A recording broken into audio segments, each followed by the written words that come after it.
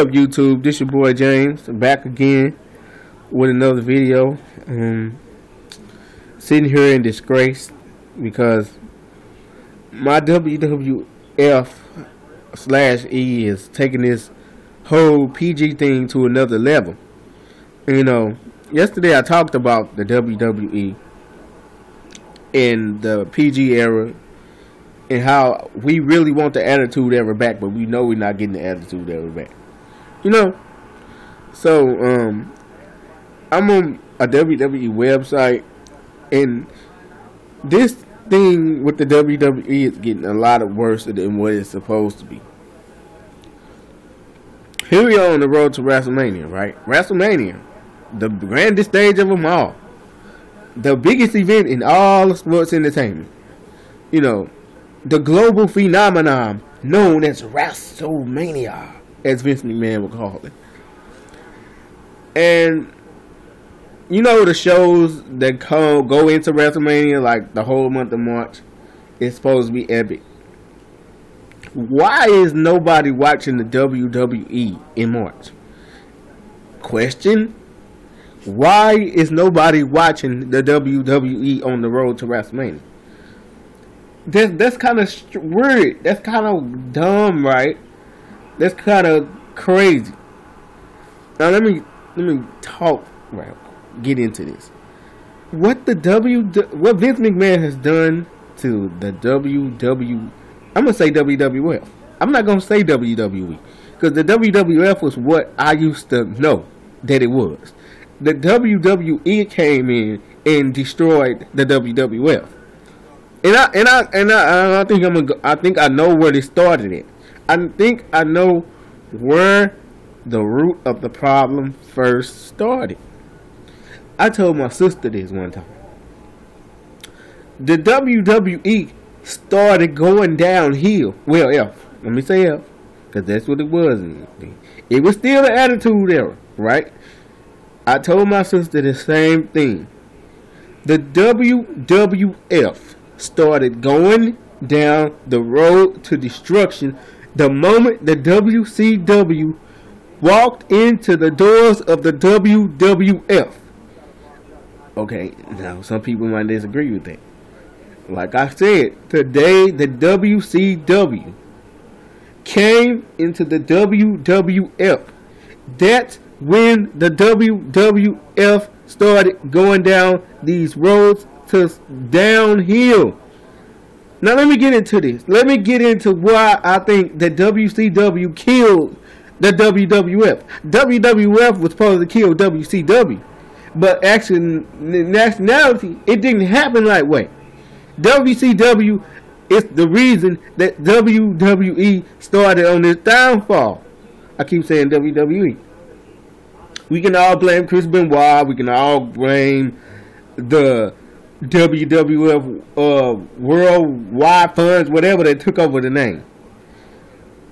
Remember back in 2001 or maybe 2000, when you would watch Raw and SmackDown every single week, and it was no WCW stars on Raw, just only the ones that came over that had contracts. I'm not talking about Chris Jericho. I'm not talking about Chris Benoit. I'm not talking about Perry Saturn. I'm not talking about them. Remember back in 2001 when you would watch Raw, and then the next week would lead to SmackDown, and it wasn't no separate brands then. It was like you watch Raw and you get what you wanted to get on SmackDown. Okay, Stone Cold Steve Austin was on Raw, and he had a feud with Triple H. That would carry over to SmackDown. You know what I'm saying? That feud would carry over to SmackDown and lead to the next Raw. Remember, they was all on one show. You know what I'm saying? So, Vince McMahon in 2001 had to go out and be an egotistical little punk and be selfish and go buy WCW. Why couldn't Vince McMahon just stick to what he wanted? Why couldn't he just have WCW their own stuff? Why? It irritated me. It really irritated me back then. It really, really got on my nerve to see what happened. I know partially the WWF was still in the Attitude Era mode, but it was just something crazy going on in the later half of 2001 and early 2002. Yes, we needed new stars. Yes, we needed to build up new stars. But the reason why I say this, Vince McMahon should have took WCW and had their own corporation. Instead, he brought all them stars to the WWF. You know, Booker T, Billy Kidman, DDP, Rob Van Dam was in ECW. I excuse the Dudley Boys because they was there. And I know somebody be like, who the hell is he to say that these guys didn't need jobs in the WWF? The WWF went down a road of destruction once they started appearing on Raw and SmackDown. When WCW came in that invasion, you started seeing WCW stars on Monday Night Raw and on Friday Night SmackDown. Not SmackDown, but it was on Thursday then. You know what I'm saying? The moment that these people came into the company, you know WCW was trash anyway.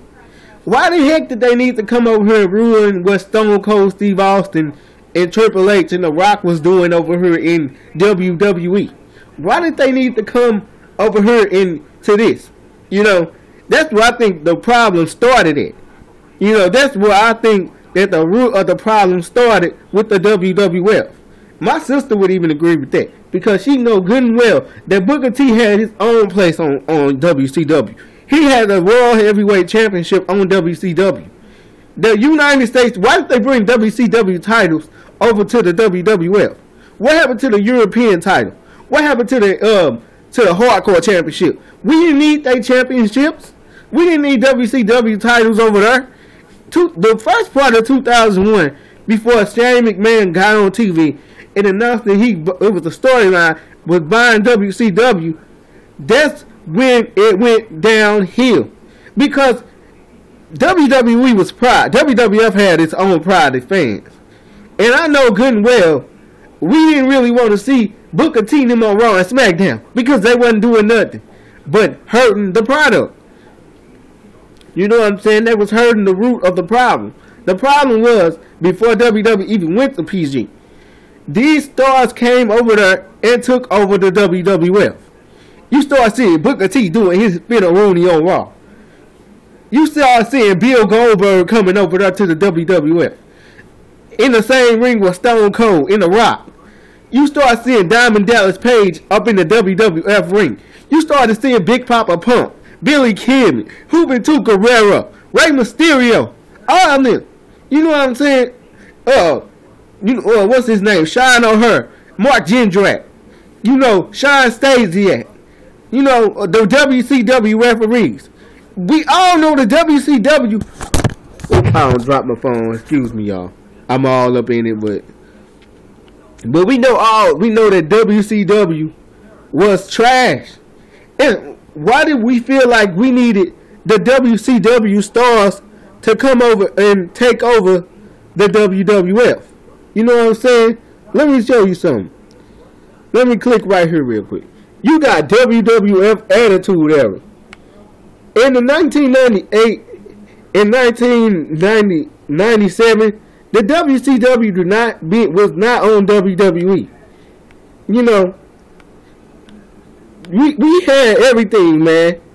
You didn't see Bill Goldberg on the TV with The Rock, Stone Cold, Kane, the Dudleys.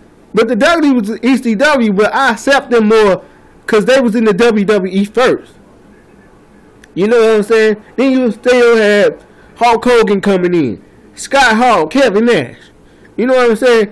I think the root of the problem was the first blow to the WWE. Before they even brought John Cena and them in and Batista and them. You know, before Randy Orton and them even came. It was the WCW that struck the first blow to the downfall of World Wrestling Federation. It was. I didn't want to see. I used to be sick to death of seeing Booker T in our ring. I felt like the WWF was my home. I felt like I was a part of that. I felt like Raw and SmackDown was my house too. And I'm like, what is these people in our house for? Why ain't they in their house on Nitro? Why ain't they in their house on WCW Thunder? You know, but the root of the problem, Vince McMahon ego had to go out and reach another level.